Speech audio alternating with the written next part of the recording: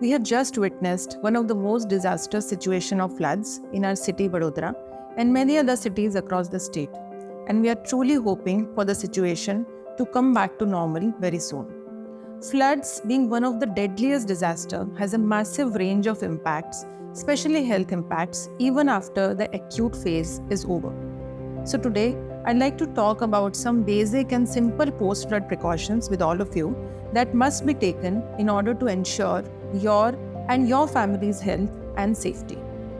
The first thing that we must understand and keep in mind is that flood water is often very hazardous. It can be contaminated with sewage, industrial waste, and bacteria or other biological agents.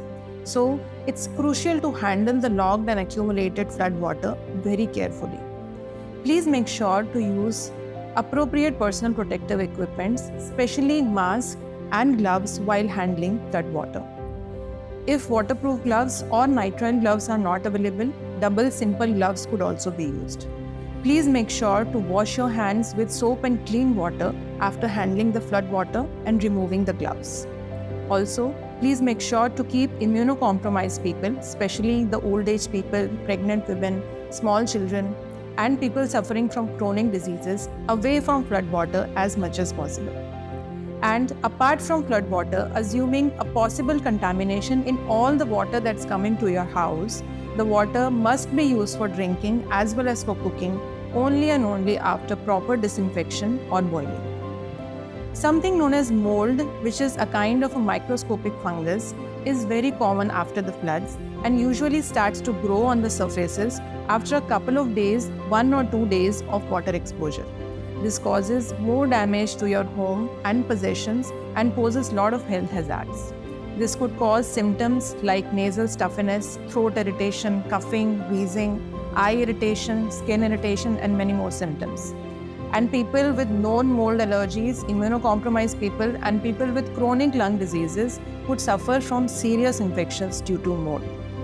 Now, something which can be done to prevent the overgrowing of mold and to restrict the mold, you must allow the surfaces to dry properly with the help of vacuum cleaners and ventilate the surfaces by opening up the windows in the daytime, provided the humidity outside is lesser as compared to the humidity inside.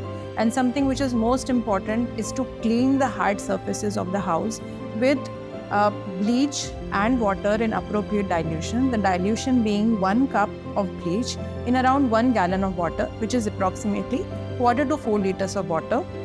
Could be used in a spray bottle or with the help of a sponge with properly put on hand gloves. Now coming to other health hazards which are very common after the floods and some precautions to prevent them.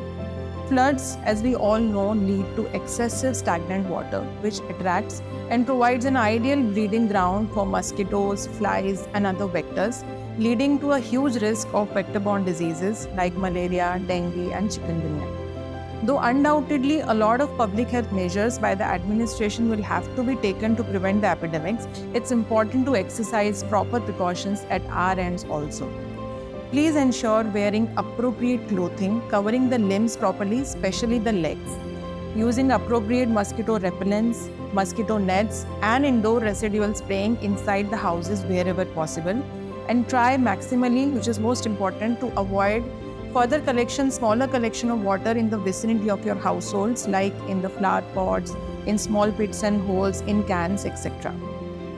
Another major risk is of gastrointestinal infections like diarrhea, cholera, hepatitis after the floods, mainly because of the contaminated water.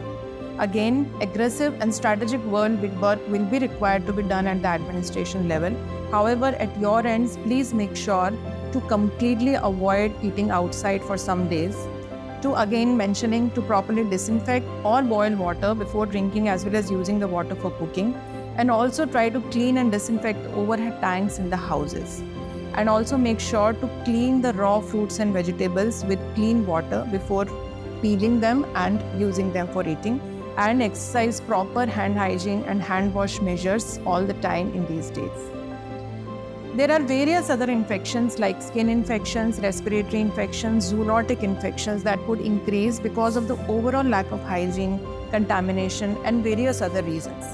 the more we remain cautious with simple ways of exercising precautions like proper hand washing, disinfecting water, eating hygienic home-cooked food, and vector control measures, the safer we will be, and we'll be able to ensure the health and safety of our families as well as the community as a whole.